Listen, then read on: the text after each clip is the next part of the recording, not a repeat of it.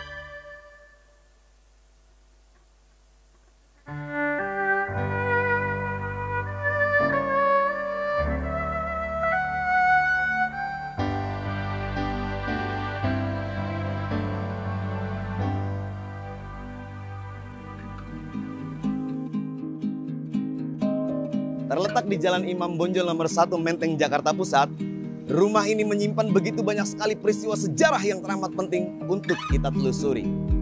Setiap ruang dari rumah ini bahkan menjadi saksi dari lahirnya kemerdekaan Indonesia, yang hasilnya sampai sekarang dapat kita nikmati.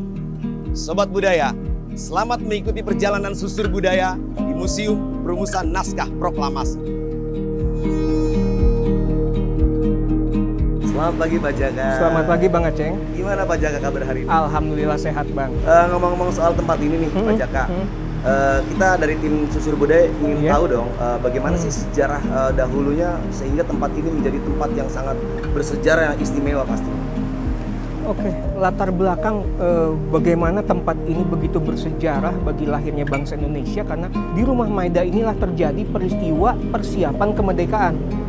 Apa yang terjadi saat itu adalah para tokoh yang hadir kurang lebih 40-50-an orang. Mereka berkumpul di sini, berdiskusi, mengeluarkan pendapat untuk merumuskan sebuah naskah pernyataan kemerdekaan yang kita kenal sebagai naskah proklamasi. Oleh karenanya begitu pentingnya peristiwa itu bagi lahirnya bangsa Indonesia, hingga akhirnya pemerintah Republik Indonesia berdasarkan surat keputusan Menteri Pendidikan Kebudayaan nomor 476 tertanggal 24 November 1992 menjadikan bekas rumah Laksamana Muda Tadasi Maida menjadi Museum Perumusan Naskah Proklamasi.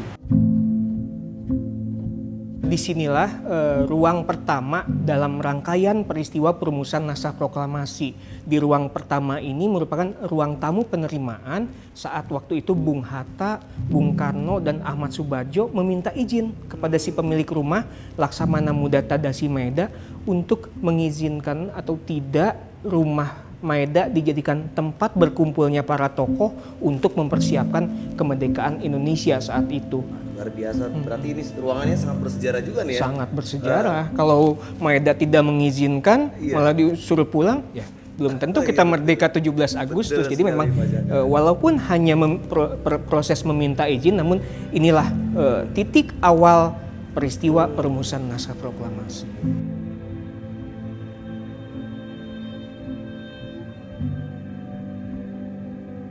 Setelah Maeda mengizinkan, Bung Karno meminta masukan kepada Ahmad Subardjo dan Bung Hatta untuk kata demi kata apa saja yang akan masuk dalam naskah proklamasi.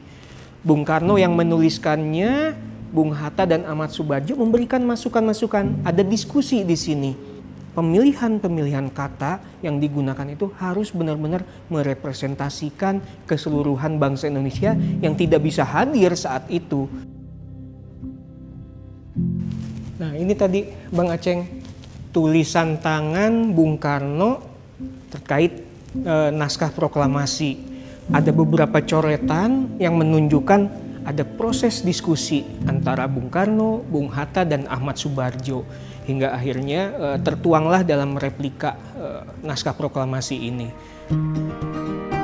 Nah, Bang Aceng, setelah tadi Bung Karno selesai menuliskan naskah proklamasi, Bung Karno masuk ke ruang ini dan di sini sudah ada 40-50-an orang tokoh tadi. Di sini dibahas mengenai apakah semua yang hadir ini setuju atau tidak mengenai apa yang tadi sudah ditulis oleh Bung Karno. Setelah semua sepakat dan tidak ada lagi yang akan dibahas, Bung Karno kemudian meminta kepada Sayuti Melik untuk mengetik naskah proklamasi. Tokoh Sayuti Melik yang dipercaya oleh Bung Karno untuk mengetik naskah proklamasi. Dengan ditemani BM Dia, Sayuti Melik mengetik apa yang tadi sudah disepakati bersama. Memang ada 3 kata yang diubah oleh Sayuti Melik dari tulisan tangan Bung Karno. Yang pertama itu kata tempo menjadi tempo, kata wakil-wakil bangsa Indonesia menjadi atas nama bangsa Indonesia, dan penambahan jika di tulisan tangan Bung Karno itu kan Jakarta 17.805, nah oleh Sayuti Melik ditambahi menjadi Jakarta hari 17 bulan 8 tahun 05. Setelah selesai mengetik naskah proklamasi, tulisan tangan Bung Karno, naskahnya itu diremas-remas oleh Sayuti Melik, dipungut oleh BM Dia, dan ini menjadi peristiwa penting yang jarang diketahui juga bahwa ternyata BM Dia selama 48 tahun menyimpan naskah proklamasi tulisan tangan. Naskah yang sempat dinyatakan hilang itu kemudian dikeluarkan oleh BM Dia dan dikembalikan kepada Presiden Soeharto pada tahun 1992. Di sini Bang Aceng, Bung Karno dan Bung Hatta setelah menerima hasil ketikan Sayuti Melik menandatangani naskah proklamasi di atas piano ini. Wah, ternyata piano pun adalah menjadi saksi ya. Menjadi alas tempat penandatanganan naskah proklamasi. Nah, kemudian setelah selesai ditandatangani, ada pembahasan terakhir mengenai di mana akan dibacakan naskah proklamasi ini. Karena rakyat harus mengetahui ada peristiwa maha penting, rakyat diundang untuk berkumpul untuk mendengarkan pembacaan naskah proklamasi. Akhirnya Bung Karno mengusulkan membacakan naskah proklamasi di rumah beliau di Jalan Pegangsaan Timur nomor 56. Baik Pak Jaka, kalau tadi Pak Jaka sudah menjelaskan bagaimana tentang sejarah naskah proklamasi. Iya. Nah, untuk keberadaan museum saat ini fungsinya buat kita anak-anak muda atau itu gimana Pak Jaka? Sudut pandang dari Pak Jaka. Oke, jadi museum ya. Kalau kita mengingat perkataan dari Bung Karno bahwa kemerdekaan itu adalah sebuah jembatan emas, dan di seberang jembatan itu tempatnya kita untuk membangun apa yang sudah menjadi cita-cita kemerdekaan. Jadi museum terbuka untuk seluruh kalangan, untuk berkegiatan, untuk beraktivitas. Museum sebagai ruang publik, silakan berkaryalah sesuai cita-cita para pendiri bangsa terkait kemerdekaan untuk membangun bangsa Indonesia terus ke depan seperti apa. Di museumlah tempatnya. Kemerdekaan yang kita nikmati sampai hari ini adalah buah perjuangan yang sangat panjang dari para pendahulu. Darah, bahkan nyawa telah dipertaruhkan untuk meraihnya. Sebagai generasi penerus, sudah sepatutnya kita menghargai jasa dan pengorbanan para pahlawan. Mari terus bersinergi dan bergotong royong agar upaya pemajuan kebudayaan melalui museum dapat terus terlaksana dengan baik. Salam budaya.